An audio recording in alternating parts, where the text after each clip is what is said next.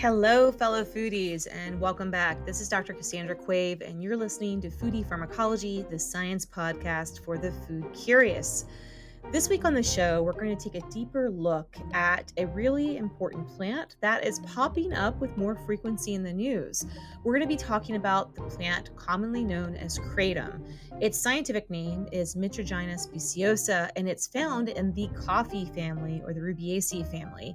And I'm really excited about today's guest because he is internationally renowned as one of the leading experts on the study of this medicinal species.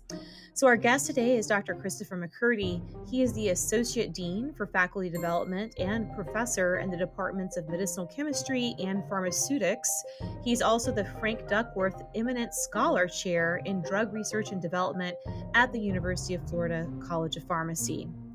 He's also the director of the UF Translational Drug Development course. You can see he has got a lot of roles that he's playing in his research enterprise. Chris completed his training as a pharmacist at Ohio Northern University and then took on his PhD in medicinal chemistry from the University of Georgia, followed by a 3-year postdoc at the University of Minnesota. He began his academic career in 2001 at the University of Mississippi, where he rose to the rank of full professor with tenure.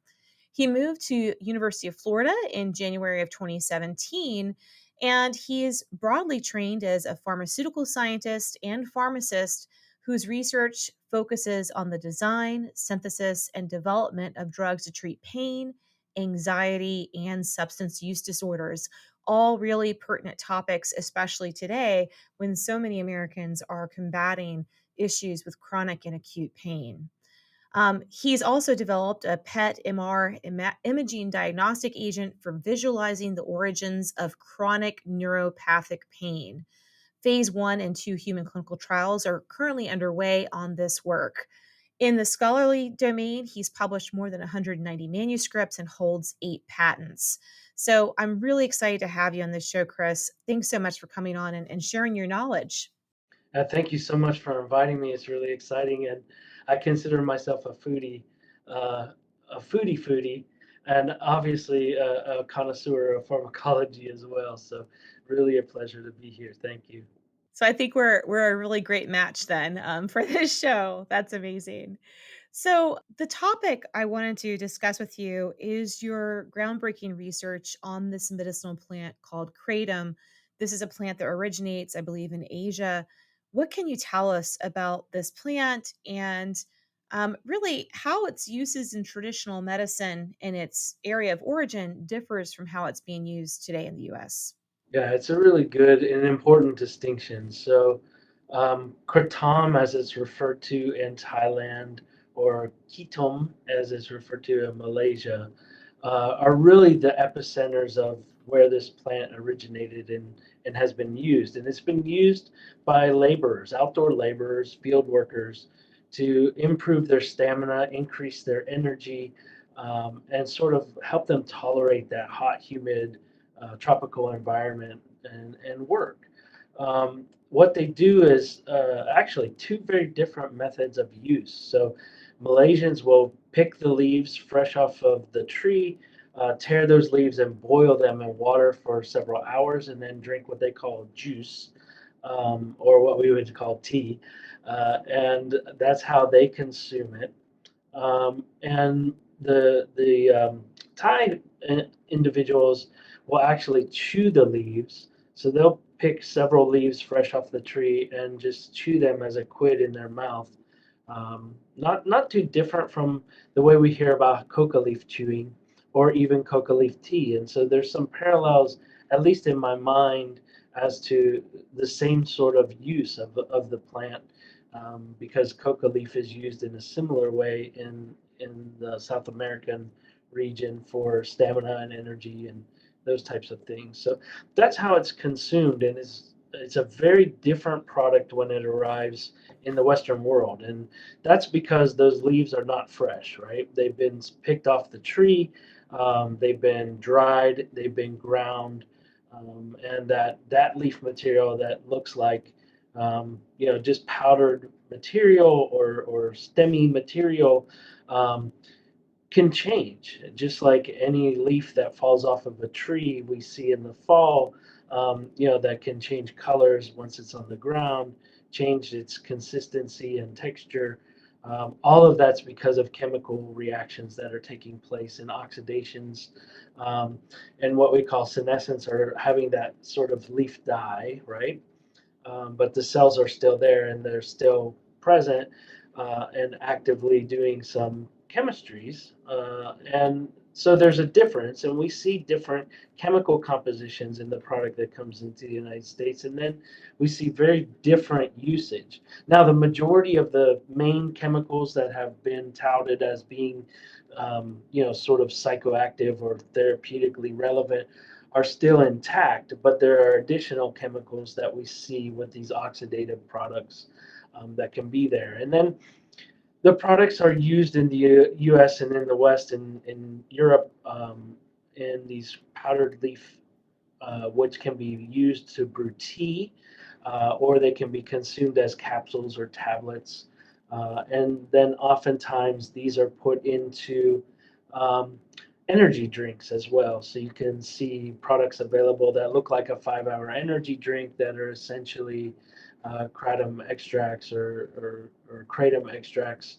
Um, and then we have a whole nother level of products in the United States, which are these concentrates and isolates.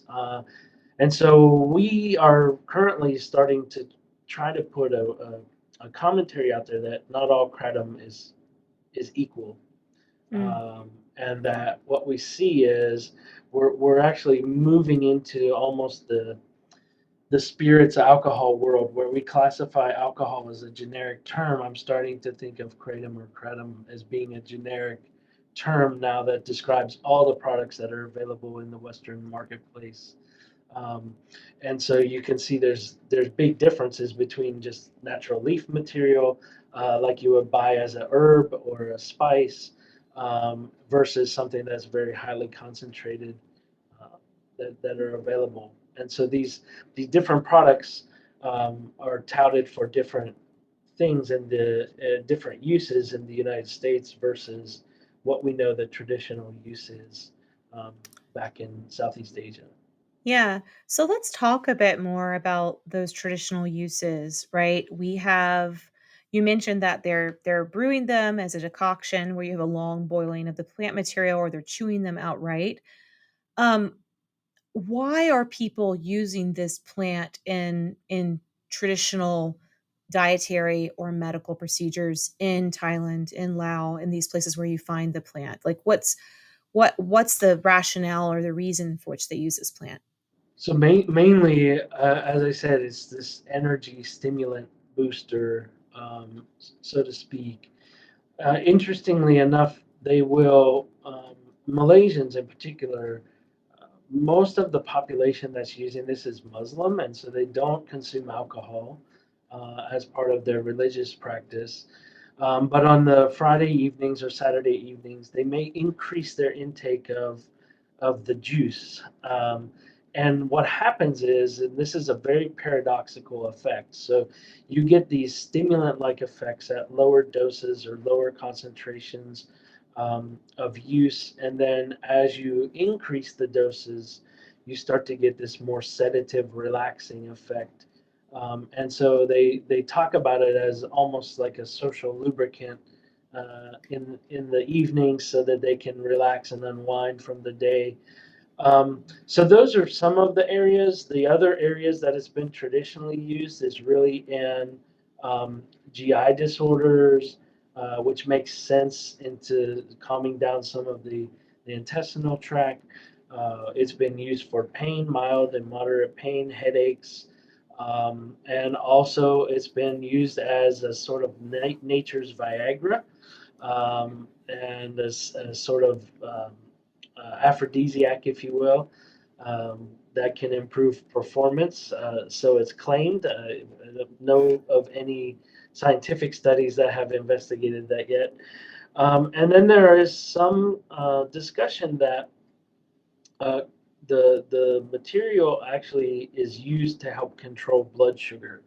And so there's a lot of claims that are made for the ethnopharmacological use that really haven't been pursued. And one that really got us interested, and as you said, my background is in pain, anxiety, and sort of substance use disorder treatments.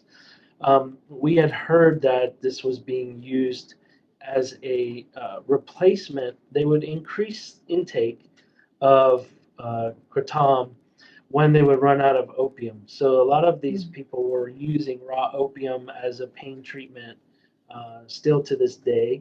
And if they were to run out of that, they would increase the use of kratom to sort of block the withdrawal symptoms that they would have from not having the opium.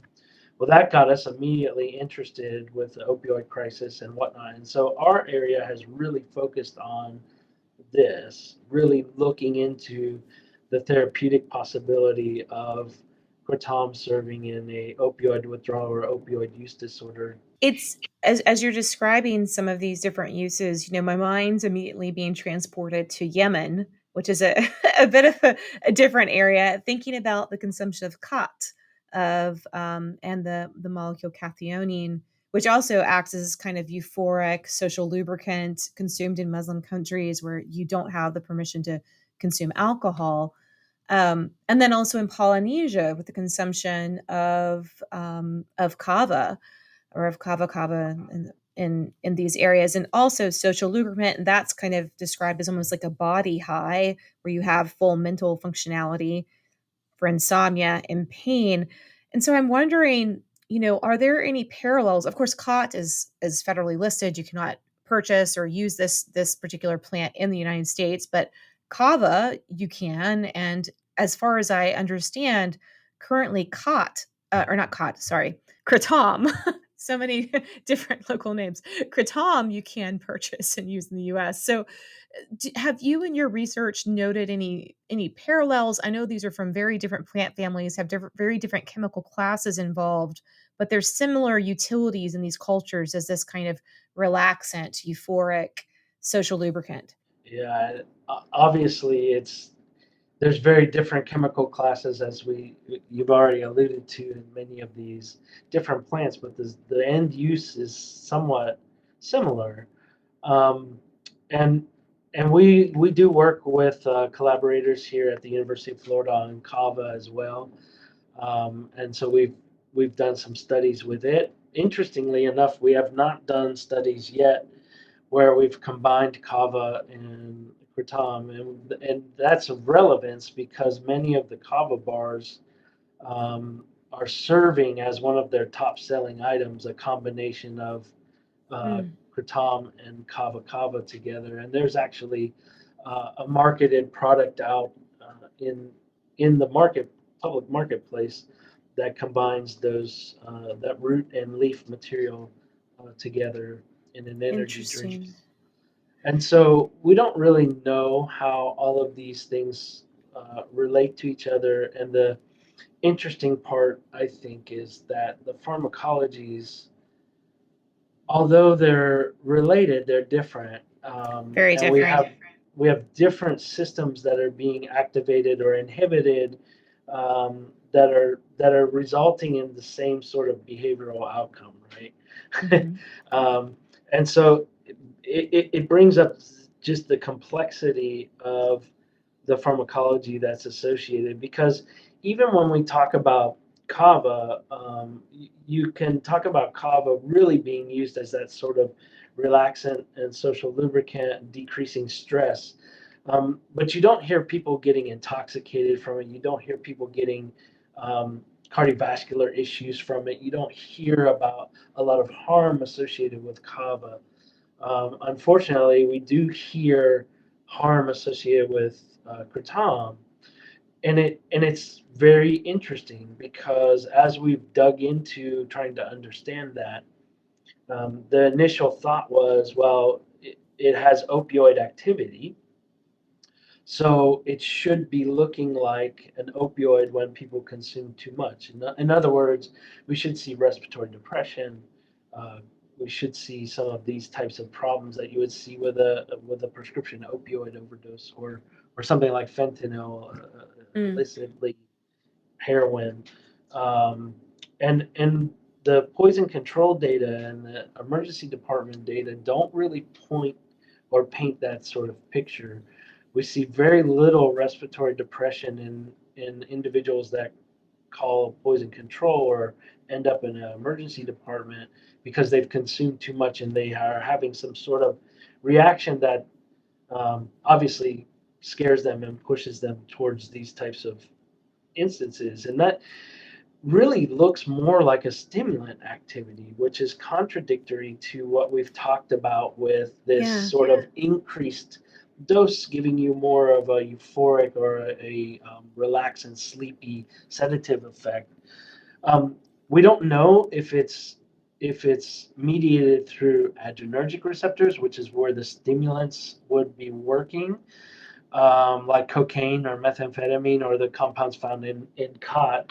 Um, and we don't know if it's a serotonergic component, where the overdose of an adrenergic compound or the overdose of a serotonergic compound, which would cause serotonin syndrome, those behavioral outcomes are very similar.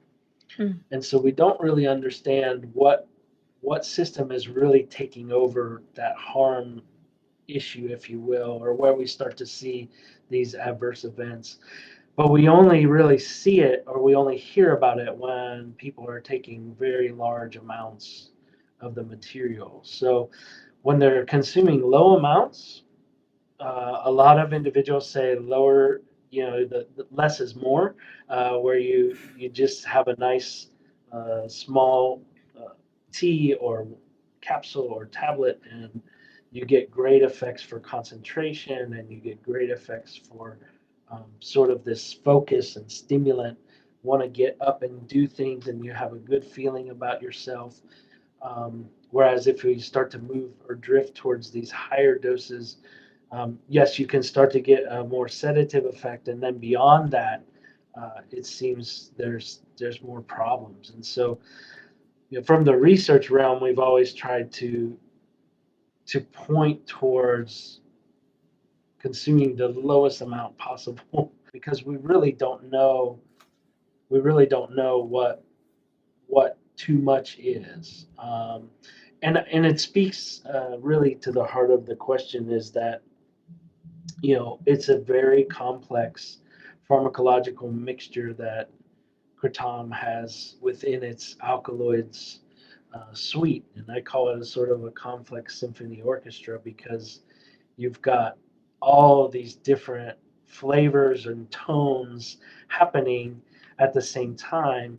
And if you think of it as a giant mixing board for sound or a big spice cabinet, you've got a little bit of this, a little bit of that, and some of this, and a lot of that, and there's just very, very big complexity. And then how does all that play together? We don't really understand either, right? So some things could be activating things, and other things could be inhibiting things or potentiating things.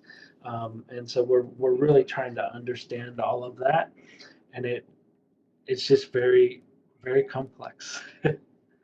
Yeah, so let's talk a bit about the alkaloids. We know we have mitragynine, which is one of the predominant alkaloids.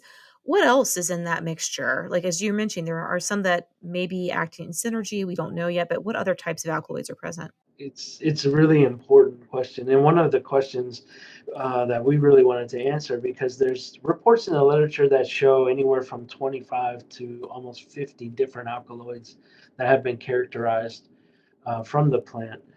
But what we wanted to know is what really is getting into the blood supply and what is really getting to the point that would cause some sort of response, whether it be beneficial or not. And what we learned really is there's five key alkaloids that make it from a typical dose or a typical consumption product of kratom. And so that's mitragynine, of course, which is the major alkaloid. And we found it to be the major alkaloid in most of the products that we see, but we also have found products that have it as one of the minor alkaloids and have other alkaloids at higher levels. And we can talk about that later, but let's stick to the alkaloids of interest for now. There's a second alkaloid that was reported originally in the literature to be very minor. It's called speciosialatine. It's actually the second most abundant one in most of the products that are found in the United States. And speciosialatine works with opioid receptors as well, and so there's some effects that are coming from that. The next two major alkaloids are very related to each other. So one's called speciogynin, and one is called painanthine. And painanthine is just a double bond reduction away from being speciogynin. So they're almost hand in hand, identical in their pharmacologies. So you could almost consider them to be one, because their pharmacological profiles are identical. And it interacts heavily with serotonergic receptors. And so we know that this is an important piece and an important part of the pharmacology, along with the opioid piece. And then there's another compound called coinanthidine, which is an alpha adrenergic compound. And so we know that there's all three of these activities. And by the way, each one of these molecules has a predominant interaction with one of those receptors. So either serotonin, adrenergic, or opioid, but they all have that activity within their sort of mixing board, if you will, individually. And so when we look at all those together, it becomes very interesting because now you have to worry about metabolism and how's the body handling these and which ones are actually more important in terms of their longevity. Maybe not so much how much got into the blood, but how much is staying in the blood, how much is getting to the brain, and then having those effects. And so we see a lot of that. One thing that I didn't mention is 7-hydroxymitragynine, which is known also to be one of the key probably metabolites of mitragynine. We're still not 100% sure that it exists in the plant itself, although it is found in many products, many dried leaf materials. And again, it could be one of these oxidative products that I mentioned earlier, that when it's separated from the tree, it starts to form. We can't find any genes or any synthetic enzymes that would create that in the plant specifically. So that's kind of interesting. But we assume that that is all what we see in the blood supply is almost all generated from metabolism of mitragynine in our body, and that can be metabolized in the intestine as well as in the liver, because it's cytochrome P453A4 that does that conversion primarily. So we see that, and we know that that molecule is very selective. As I said, these other ones interact with all these different targets, but 7-hydroxymitragynine is very selective for opioid receptors. And so it may be contributing to the overall sort of pain relieving effects of the material, but it also could be over a long term use or a long term consumption. It could be why people are developing tolerance and problems as they increase their uses and prolong their uses of the product. Well, one thing that you mentioned was serotonin. And I'm wondering, are there any issues with interactions with SSRIs, with people that are on antidepressants? Could there be any contraindications if you're on those drugs and you also take Kratom? Yeah, and I think it's one of the questions that we don't know the answer to fully. Um, Obviously, there's a big interest in understanding what drugs would interact with kratom or kratom. And actually, I think kratom is an interesting term because the product is different in the US, and that's what we call it in the US. So I'm good with it's tomatoes to me. So I think that the drug interactions is a huge piece, and there's a wonderful scientist named Professor Mary Payne and Washington State University, who's really been working on looking at human drug interactions with kratom. And what was the target of focus in the first trials was seeing the drugs that have shown up in autopsy reports concomitantly used with kratom as as potential causes of death. Those combinations. It's not to say that it happens in everyone, but it is interesting that you point out SSRIs in particular because those, as well as benzodiazepines, generally tend to show up in deceased individuals' blood profiles.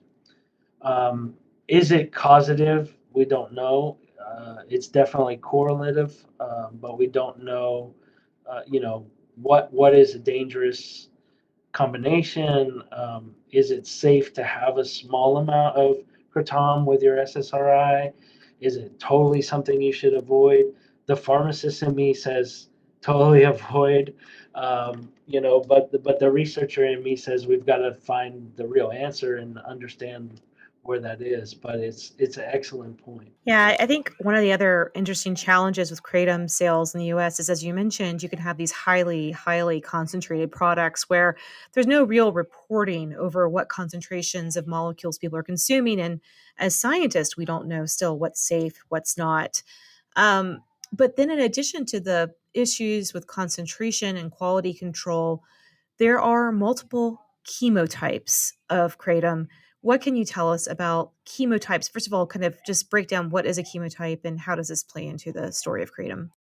Sure. So this has been a fascinating story to start unfolding as we've been studying the plant, and we've been fortunate to have several people, individuals, donate plants to our horticulture department, and we have a dedicated couple of faculty that are really interested in understanding what's going on with the plant. What are the nutrient requirements? How can we manipulate alkaloid production based on what we feed the plant or how the plant is treated? And a lot of this stems from what we see with cannabis. So I draw parallels because we see cannabis has these different chemotypes and hemp or industrial hemp that's used for fiber and ropes and paper production. Um, it has no THC in it, yet it's still cannabis sativa. And then we can get obviously through CBD products that would still be regulated as hemp because they're less than 0.3% THC. So this is another chemotype where we start to see increased levels of CBD. And then finally, you can get into some of the medical marijuana type situations where you have high levels of THC present. So we're seeing, interestingly enough, and we didn't ever expect this, but we see that variation in the natural Mitragynous speciosa, and in fact, we've seen it in trees growing right next to each other in Malaysia, where we GPS identified, which trees we were harvesting from, kept those leaves separate, and we see a variation in mitragynine content from anywhere around 0.7% weight of the leaf material all the way to about 40%, 43% of, and I should say it's total alkaloid content. And and it's interesting because the original paper and most of the literature has propagated the original report that says mitragynine makes up 66% of the alkaloidal content. And that was done by a sampling of 3 trees. And that's sort of been dogma in the literature that has to be overcome at some point. But we definitely see this difference, and we can definitely see when mitragynine levels are low, we see higher levels of other alkaloids. So mitraphyllin, one that we haven't really talked about, is another alkaloid that has a high concentration when mitragynine levels are low, and vice versa. If we see high levels of mitragynine, we see very low levels of mitraphyllin. And so all this variation takes place, and we see some products that have as the major alkaloids within them, speciogynin, which is that serotonergic type compound, or speciosialatin, which is a little more opioid-like in its activity. And so a lot of times these get translated into um, strains, for lack of a better term, and they're really chemotypes. So chemotype is different than a strain. Strains you would think of as being, sort of representative, reproducible. This strain is what's used for this particular ailment, whereas the chemotypes actually are blended together. So in the particular growing area in Malaysia, which I have the most experience with, they'll harvest from all of these trees simultaneously. The farmer has no idea that there's variation, right? They look at the tree, they know that it maybe volunteered itself, or they planted it themselves, and they combine all of that together, and you have this blended product that at the end of the day comes out usually with the majority of alkaloid being mitragynine. So they're also uh, there's a big thought based on the scientific literature and all of the anecdotal evidence that mitragynine is the principal psychoactive and active component, and so many of the blended products that we do see coming for import or export are targeted within that sort of, we want to see mitragynine as the major alkaloid, and then we're not so worried about what else is in there. Yeah, and that can be perhaps a little bit dangerous if you're not controlling then for some of these other, like you said, serotonergic targeting molecules. Well, and this leads to another. I want to follow up on a comment you made earlier too about these real life trends at kava bars, for example, in Florida, where you have mixtures of kava with these kava lactone molecules, distinct type of molecules, very different from these alkaloids that you find in kratom, of these mixed products or people consuming both types of beverages. But there's no historical traditional use of these two together because they come from completely different parts of the world. Kava comes from, Oceania, and as we've learned, you have kratom from Southeast Asia. So bringing those together is more of a modern Western innovation, and we really have no idea how safe that is. I guess one thing I'd like to get into is more on safety. I get so many questions about this from the public, and I am not the expert on this. You are, so I'm hoping you have some wisdom you can share. But especially, we covered SSRIs. I agree with you. I think that you should probably avoid this if you're on antidepressants in general. Just as I would say, if you're exploring psychedelic drugs, there are some that you definitely don't want to take in combination with SSRIs, and especially any monoamine and oxidase inhibitors.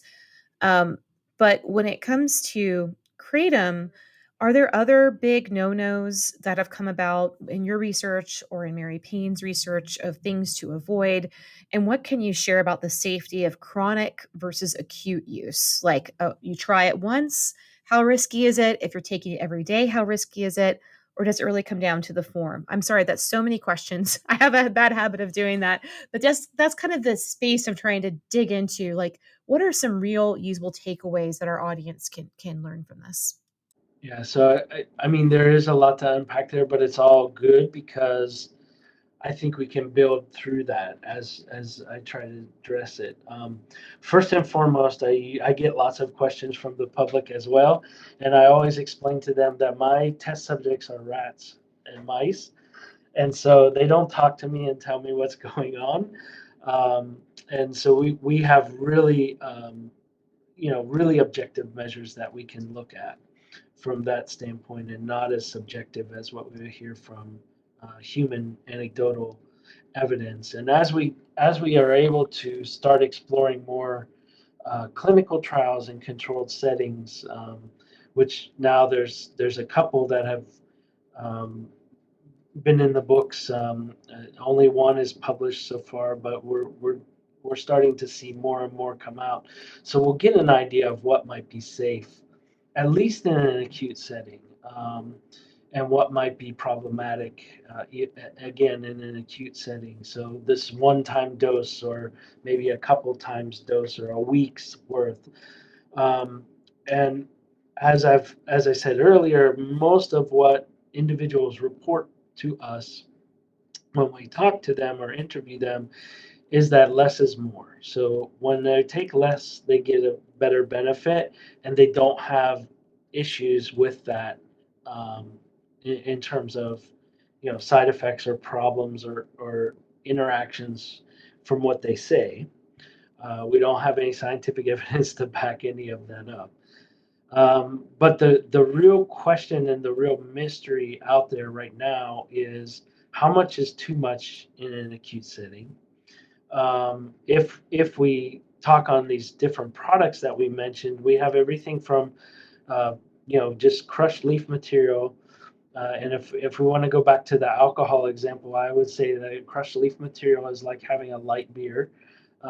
It's going to give you the least exposure to the active ingredients as possible, particularly if you make aqueous decoction from that, or tea, because water is not a very efficient extractor of these alkaloids, even when you add lemon juice or something like that, which is how it's done in Southeast Asia.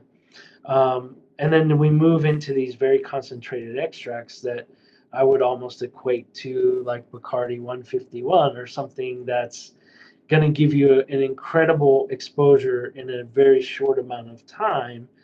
And we don't know the safety of that. Uh, there's some that say that the natural leaf material sort of self limits, because at some point your body, if you've ingested enough leaf material, your body's going to vomit, or reject, or self limit how much exposure you're going to get. But if you're taking a concentrated extract, that can be consumed very quickly, like a shot. And then, if there's no effect in 5 minutes, somebody may consume another one to think that, oh, I should be getting an immediate effect. And this is where we start to look at problems happening. So that's the acute setting, but in the chronic setting, we have no idea.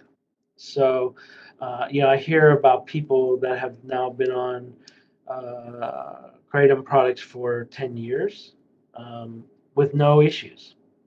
And then I hear about people who've been on it for a couple of years that are seeking treatment to get help to get off of it, because they can't seem to get off of it without having some sort of side effect, that is withdrawal, that is alleviated by taking the product again. So, and I see that even talking with addiction physicians, treatment physicians, where several years ago they were seeing patients coming in self-medicating, and you know using these to reduce the amount of prescription opioids, or completely eliminate prescription opioids, and it was working really well.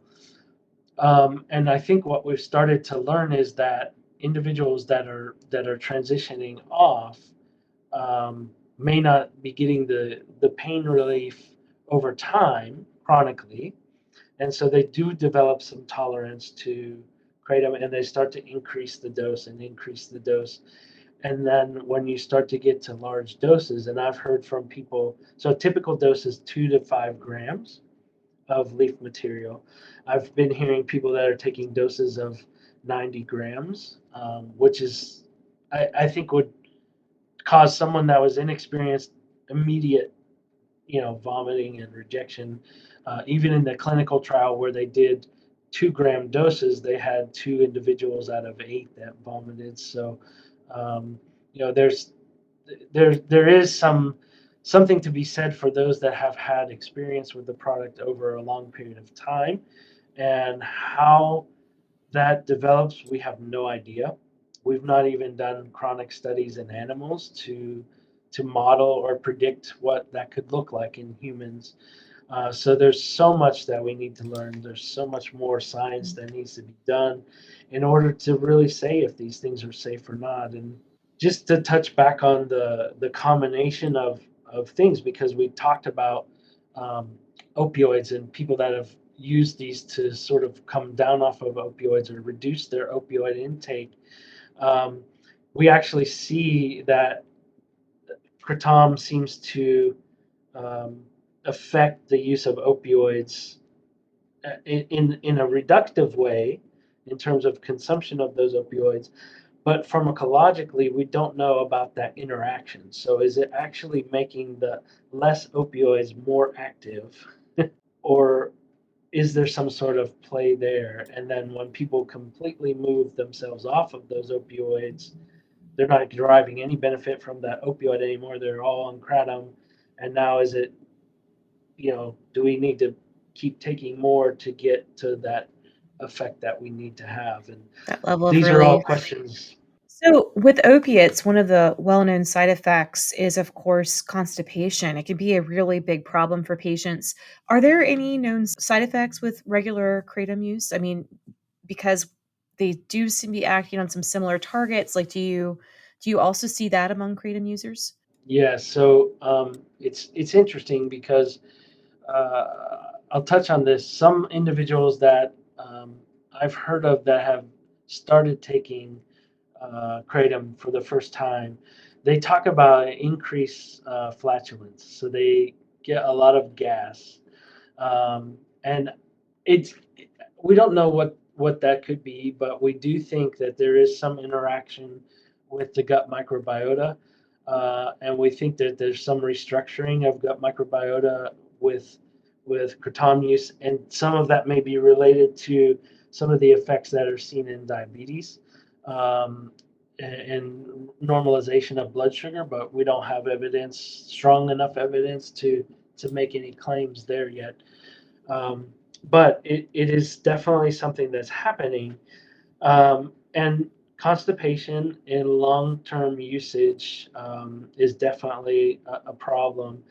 And I'll just say this: we learned a new term by Reddit mining, and so we wanted to really answer a question because we had a couple of babies that were born at the University of Florida that were born in opiate withdrawal or looked to be in neonatal abstinence syndrome, and the mother's only drug supposedly or substance that they were using was kratom.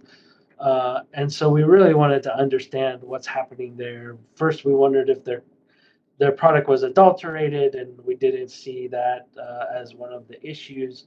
Um, but we really wanted to get to the answer because we had uh, OBGYNs and then pediatricians coming to us trying to understand how we do this. So we really worked to try to change the intake of pregnant mothers into the hospital to see if they're taking a herbal product at all.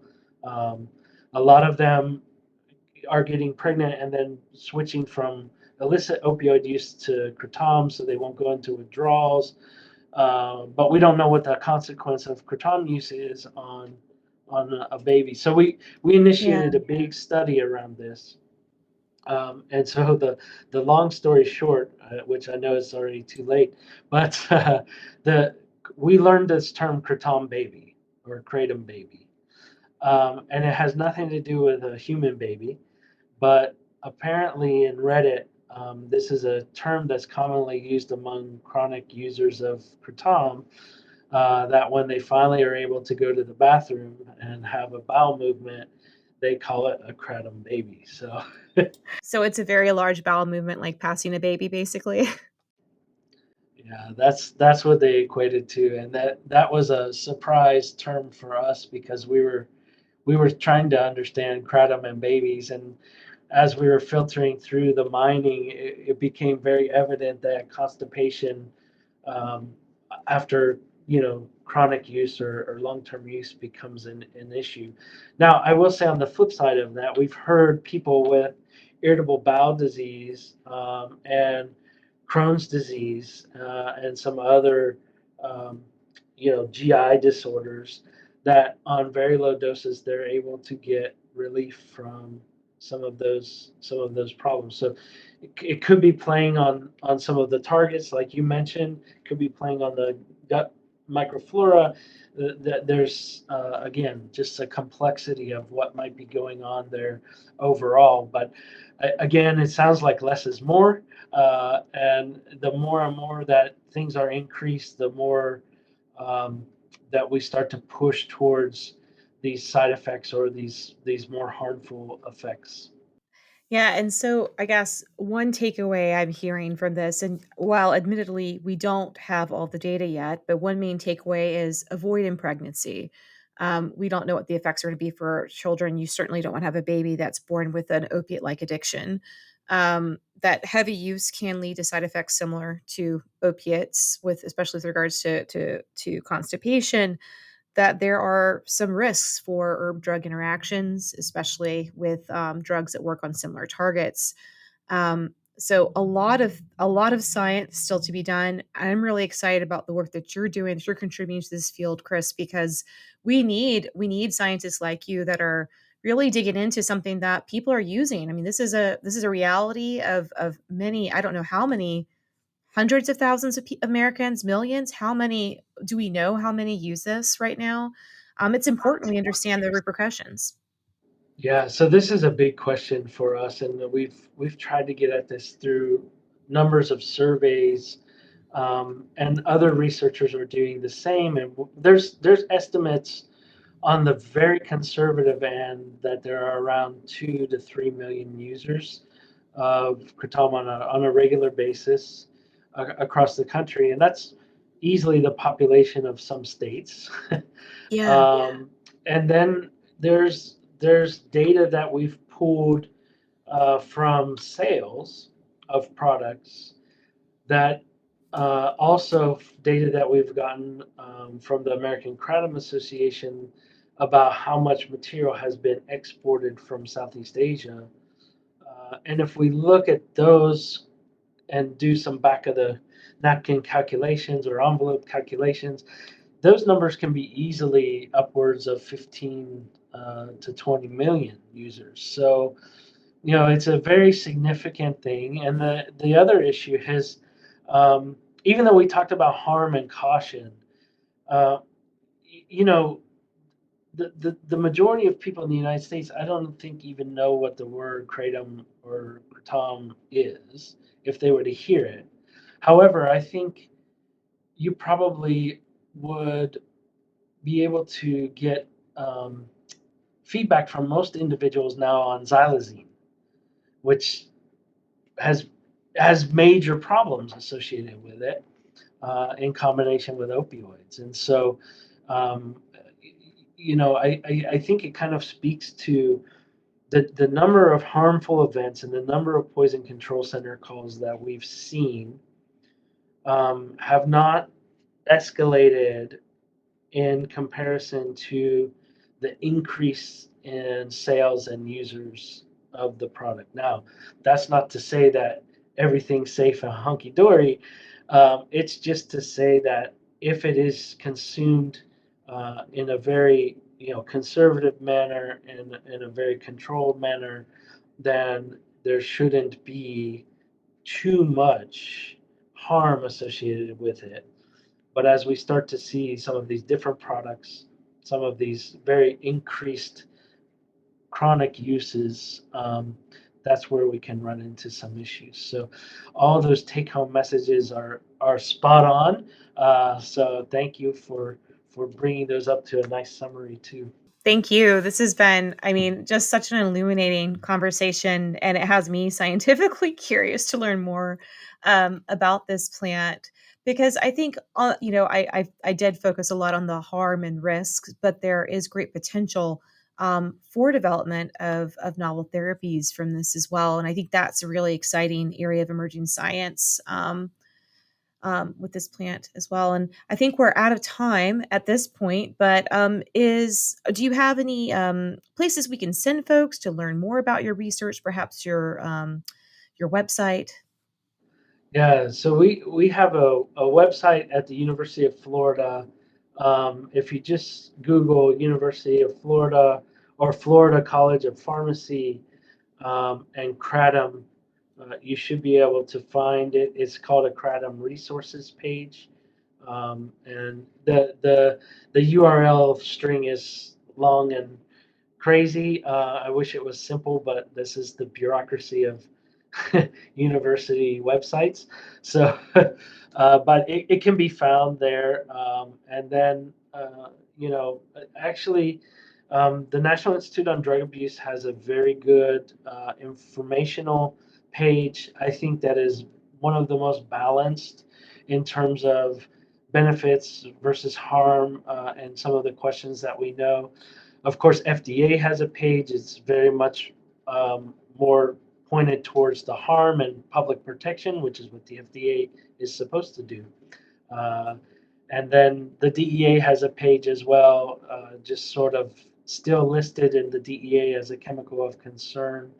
Um, and the WHO now has a page. So there's lots of resources that can be used, and hopefully, um, they're balanced resources, as I mentioned, because there are several websites out there that tout it as being the greatest thing since sliced bread, and then there are several websites out there that say, it's the deadliest thing that's out there. So, people be smart, and use your judgment wisely when you read these things.